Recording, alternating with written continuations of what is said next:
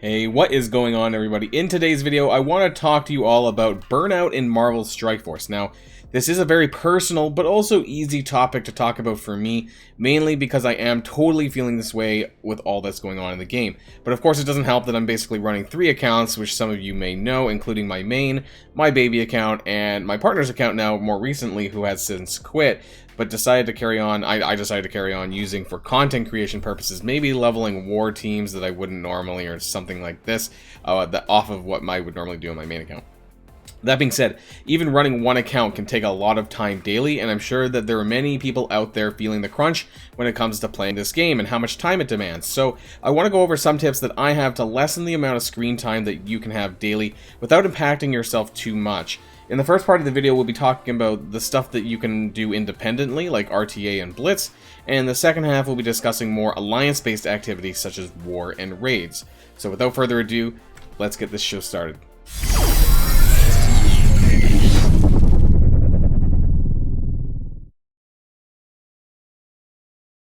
Okay, so before we get started in the video here today, I want to show you this spreadsheet that I had done about a month ago. I did a video on this called Time Spent in Marvel Strike Force. Now, you guys may or may not remember this if you've been following my channel. But, you know, I basically outlined all of the places where you're spending a lot of time in this game. And this is a conservative estimate, but on average, people are spending about 2 to 3 hours a day. So I had like low, medium, and high estimates. The point is that where most of the time that you're spending in the game, a lot of it is in raids. So I would say almost close to an hour a day, depending on how many raid attacks you're doing, comes from raids. Now, the real-time arena here, this was before before they allowed you to clear objectives with Blitz, and at the time it was quite a bit as well. I would say it was about a half hour a day on the higher end, and then Alliance War as well is about a higher. So Alliance War, RTA, and raids, not, you know, this is just average amounts, I guess you could say, of these things. We're taking up the majority of the time. Now, after that, I would say it's Blitz, and that's why these are the main things that I want to talk about. I just wanted to share with you. I did this video basically to see what it would add if you had Grand Arena. I believe that's with Grand Tournament, whatever. The new game mode that's supposed to be coming in next month, or not next month, sorry, in 2022. Not getting ahead of myself here. And that's why I'm concerned about the time spent in this game and how that can lead to more burnout if we don't actually find ways to reduce the amount of time spent in other game modes. Like, can we get a raid sim for Greek raids? That would be great, and that would, you know, that would shave off almost a half hour every day, which I guess is just going to be put back into Grand Arena, but, you know, it is what it is. So there is a lot of time spent in this game, and, you know, I try to automate as much as I can, and that's the important step. That's one important tip that I'll have for almost everything, but mainly for raids. You know, if you can automate as much as you can, especially for the Greek raids, that will definitely help, and we'll talk about that more when we get to there. So I just wanted to share this with you guys. If you wanted to, you know, pause and take a look at this table, and if you guys are curious about how much time that you're probably spending doing this stuff. So let's talk about real-time arena first off. So this was changed, obviously, with the addition of the blitzing ability to get your daily and weekly scores. And, you know, I will say that RTA itself is a bit more challenging at the higher end if you're like level 80 plus, or you're more, you know, higher TCP or whatever, than what it is for newer accounts. So RTA on my baby account, for example, is very, very easy, like pre-75.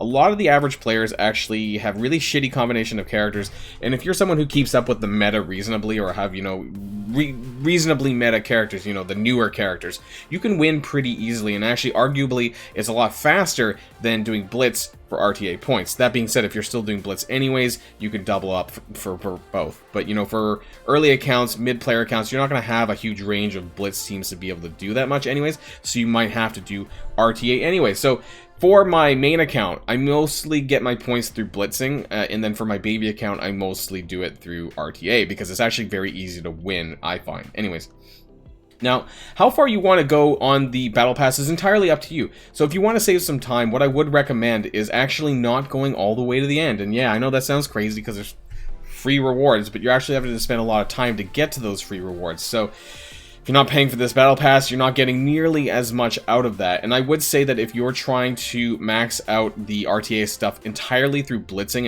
and outside of the 2 daily RTAs, you're looking at about 4 blitz rotations daily in order to get that cleared. And that's assuming that you're using about 25 to 30 teams on blitz. So for newer accounts, that's probably not possible, but for later game and end game accounts, you know, that's what you're going to have to do in order to clear it. Now, I've said this in the past that, you know, realistically, if you want to get all the free-to-play shards out of the battle pass, you're going to want to get to about level 64. I'm pretty sure it's still 64, unless they've changed it. This one here, so this should be the final level here where you get all the shards. In this case, it's Emma Frost, because that's the shitty battle pass with the costume that's running right now. And, of course, you know, if you don't want to go further, you know, there is tier 14 and tier 15 minis in there, but I don't think it's going to make or break your account in terms of the amount of time spent. That being said, if I do an average amount of blitzing over, you know, 28 days, I'm probably going to wind up actually somewhere in the 75 to 80 range. I think maybe last month, because Cloak and Dagger had blitzes, I actually did manage to get somewhere in the 90s. But yeah, it's not that difficult anymore. But if you want to save some time, don't think that you have to go all the way to the end, even though there's some free stuff. Yeah, you know, a lot of this will be helpful, but it's not a significant chunk, and it doesn't mean as much anymore as it did before, because now you can buy these actually cheaper in the store than they were before. And yeah, I know that's gold spending, but, you know, it's a lot more accessible than it once was. So do keep that in mind with RTA. Decide on where you want to get to, or just take an average amount of, you know, play in order to get there. Don't stress out too much on doing RTA or doing extra blitz rounds just to achieve this if you don't want to. And that's why we're going to jump ahead into blitz and talk about blitz as well. So normally for, I don't even know how I even got 3 million this time around, but for characters that I don't need, typically I go to about 750k, maybe about 1 million, whatever. You know, I get like 100k points per battle. What I call milestone and chill. So if you don't need the character, just get to the 750k and leave it out there, and that will save you a lot of time, you know, that you're not having to do blitz. Because if you remember from the spreadsheet, you know, I would say a good 15 to 20% of your time on a daily basis could be going to blitz if you're doing multiple rotations, especially if you're doing it for RTA. Then you're talking about, you know, 4 or 5 rotations daily. And even though it's quite quick to do sim blitzing, if you're having to jump on multiple times a day, whether it's every 2 hours or every 4 hours or what have you, you know, you're still having to log in to do that. And so that takes up a good chunk of time, and sometimes you just might not want to do that. So the one downside, of course, is that you're not going to be scoring as many World Warrior points, but I think this is something that really needs to be communicated with the Alliance. The Alliance needs to have a particular expectation for its players as well, which we're going to talk about more when we get into the Alliance section, which I think is some of the more important aspects in terms of saving money, not saving money, saving time. I'm thinking about gold right now, because that's where a lot of your time spent on a daily basis is going to be on these sort of Alliance activities, and that's what I want to focus mainly in this video. So let's talk about that. So just jumping back really quickly to the spreadsheet once again here, and then you can see that basically when you look at raids, this is about on the higher end. You're talking about almost an hour just on raids, whether it's Ultimus or Doom, and then the Greek raids, and then Alliance War. This is actually pre-update to the Alliance War, not the new Alliance War. So you're probably looking about 40 minutes, I would say 40-45 minutes, depending on how much Alliance War you do. So almost 2 hours of your day is actually going to Alliance-based activity, and that's why that represents a significant chunk of what is actually going to be talking about, what we're going to be talking about here with regards to that game mode, and why, you know, and what we can do to sort of get that number down a little bit. So we're going to talk first about raids, because I think that this is important, because there's 2 different raids going. Now, the easiest way that I can suggest for people to, you know, reduce the amount of time that they need to spend doing these game modes is thinking about what difficulty of the raids that you're actually wanting to accomplish, and what your goal is, whether or not it's 30%, 60%, or 100%. Obviously, if you're an alliance that aims for 100% daily, then you're probably an alliance with players who are spending a good chunk of time, probably on the higher end of my spreadsheet, in terms of your daily play and your daily screen time. Now, one way that you can kind of reduce this is by aiming a little bit lower, but maybe like a higher difficulty but lower. So for example, instead of doing like beta or Greek 4.2 100%, you could do 4.3 30%. And you know, in terms of the average amount of nodes that you need to clear for things like difficulty, or for 30%, you know, is obviously less than 60% or 100%. And this is something that needs to be communicated with the alliance. And that's why I think that you really need to find an alliance that suits your needs. So you need to be on the same wavelength as your alliance members, whether it's playtime or the, how much that you're going to be doing from day to day. It's really important whether or not you want to be in a casual alliance or a more hardcore alliance. You should really think about that clearly and, find an alliance that fits best for you. And I know sometimes that's difficult, and that's difficult nowadays for people to find the right fit. But understanding where and, where you need to be, where you should be based on what you want to put in, that's important. So for me, we do Doom 1 at 60%. We're not a 100% alliance. I don't think we very rarely do 100%, and that's only for pushing to a higher difficulty, which happens maybe once in a blue moon, depending on what it is. So, my goal for my alliance, for example, is to get to move from Doom 1 60%, which we are doing currently now, but to Doom 2 30%. And so by moving into a 30% margin, it's actually less nodes per day to clear, obviously, than 60%. So the total amount of time spent should eventually become less when we're doing Doom 2, because we're clearing, we're going from, I don't know, what is that, 6 to 8 nodes in Doom 1 daily to like 3 to 4 or something like that in Doom 2. So overall, it's actually a reduction in time. So you can actually equate that in other raids as well. So Ultimus, for example, if you're, say, Ultimus 7.1, at 60%, if you move to 7.2 at 30%, you're actually going to be scoring, or you're going to be spending less time doing on the raids, and overall, throughout the day, you should be spending a little bit less time. So there are ways that you can sort of reduce the amount of time that you're spending in raids. It really depends on you and your alliance and their goals and what you want to get out of that. So I know that's, for people who push as much as they can, spend as much energy as they can, it's going to be really difficult, especially when you consider things like the World Warrior milestone, because this is an alliance-based activity, and this is where some people struggle to, get all their stuff done, because you get scores through different ways, through battling in arena, war, raids, blitzes, and, you don't actually need to do a ton of blitzing in order to actually meet your, I think it's 7,000 per week, that if you get basically 7,000 per week, you're not being carried by your alliance. Anything under 7,000 score a week, I think, basically means that you are being carried by someone else who's doing more than you. But understanding your goals is really important for this as well, so that you know and you have an expectation with your alliance about how much you'll be getting on a weekly basis in World Warrior, and that's really important. Now, the second thing I want to talk about, of course, is Alliance War. And you can see that Alliance War is ongoing right now in my alliance, and I haven't done anything yet. I'm still sitting on my 4 attacks, and why we need to talk about this is because it's gone up even more. So the amount of screen time, let's double check back on the spreadsheet here. So I had an average amount of time, about 24 to 30 minutes, I would say, on Alliance War, and that's, of course, on the days that are Alliance War based. But I believe did I divide that? No, I didn't divide this. I thought, so this is how much I thought that you'd be spending on Alliance War. But now, with the 2 extra attacks, I actually think that you're probably spending closer to 45 minutes, actually, on the days that you're doing war. And that's probably not entirely including, you just checking your screen, for defense and whatnot, checking for boosts, checking to see what's going on. If you're a captain or a leader, you're going to be spending more time.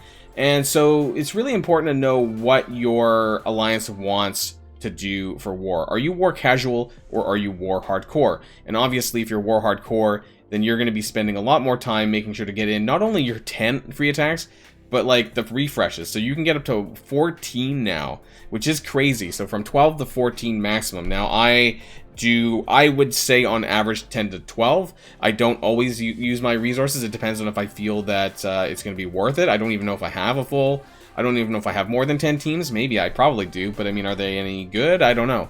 And so if you're someone, depending on where you are in the game, this is really important as well. So for my baby account, I actually don't have very many good teams. I only have like my Infinity Watch, that are really of any good. Other than that, I have like some hodgepodge characters here and there, some Secret Avengers and other things. But what I've done actually, and I told them as well, and if any of them are watching this, I put a lot of my teams up on War Defense because, I had to tell them, I'm basically running another account. They know I have my main account here, that I don't have a lot of time to invest into Alliance War offense. So I basically threw my entire roster on defense, because it's better than just having shield agents, I suppose, I think, anyways.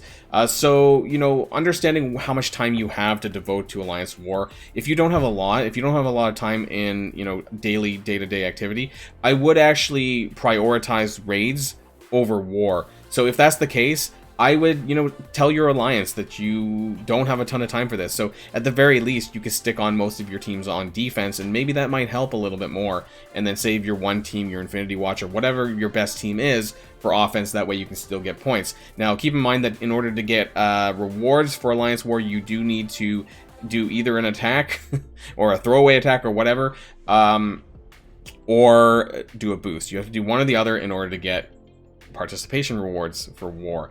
Now, the other thing too is that because war actually counts towards World Warrior milestones, if you do or don't have a lot of time, you could always just do throwaway attacks, and that still will give you points on a daily basis or whenever the war is to get you those World Warrior milestone points, and that's kind of important too.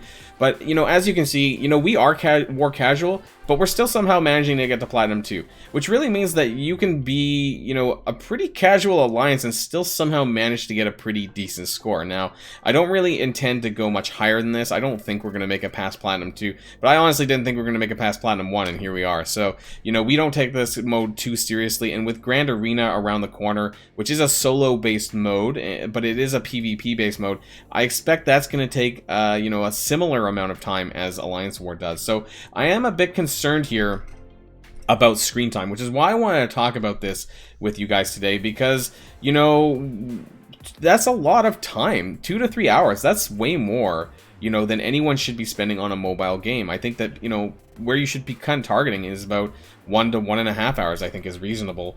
Anything more than that is really stressful, but they've kind of thrown at us ways that we kind of have to do these things, otherwise we're kind of, you know, letting our alliance down. But, you know, there are ways that you can sort of go around this and, you know, not have to spend as much time if you're a bit creative about the ways that you use your time and what you don't do. Don't think that you need to do everything. Like, for me, I only do 2 or 3 arena attacks a day. Yeah, I'm no longer in the top 20. I'm, like, in the top 50 now, but I can't even be bothered to do some things sometimes, and that doesn't even count all the time I spend in my actual roster, looking at my characters or going through my orbs, supply store, other things that you do on a daily basis as well. So there's a lot of things to do in this game. But, you know, if we can slowly cut back on some things that we don't think we need to do too much, you know, and I didn't even touch on Dark Dimension. If you're doing Dark Dimension on a daily basis because you still have to get your attacks in, that's even more on top of that, because I never included that in my spreadsheet, since it depends on, you know, where you're at in the game, whether or not you've done it or not, because if you cleared it already, you're not doing it again. Like me, I'm not doing Dark Dimension for more than 2 times. I don't care about the border. Hell, I didn't even pick out the border, so that didn't really matter too much to me. But where I am trying to chop out time is real-time arena and a little bit in the raids. I'm trying to get better at the raids, or at least being able to automate the raids as much as you can. And I didn't really touch on that too much, but being able to automate your raids, getting the best team that you can to put that on auto and actually win and be reliable, that's the best thing that you can probably do. And I know that's easier said than done, and that's based on power, but eventually you'll get there. And there's some ways that you can reduce that time to make it so you're not having to spend as much and stressing out about it. Now, for me, of course, running 3 accounts, it's not fun in that sense, and that's why I just really wanted to talk about this today, because it's starting to kill my drive a little bit, but I'm still kicking. I just need to find ways myself to cut down time, and these are the things that I'm doing in order to do that. So I hope that some of these tips were helpful. I know that some of these are easier to do than others, and some of them are very alliance-based, and that's a conversation that you're going to need to have with your alliance and your alliance members, depending on if you're just a regular member or a captain or an alliance leader, to make sure that everyone's happy and on the same page, because this will eventually lead to burnout if people are not on the same page and people are not happy, because that'll lead to people quitting, and then you have to recruit again, or your alliance needs to recruit, and that's not fun either. I've done it myself. It's not great. So that's the end of this video, guys. Until next time, of course, stay safe and healthy. Of course, healthy. Stay healthy. Stay mentally healthy, and I will see you all later. Boilon signing out.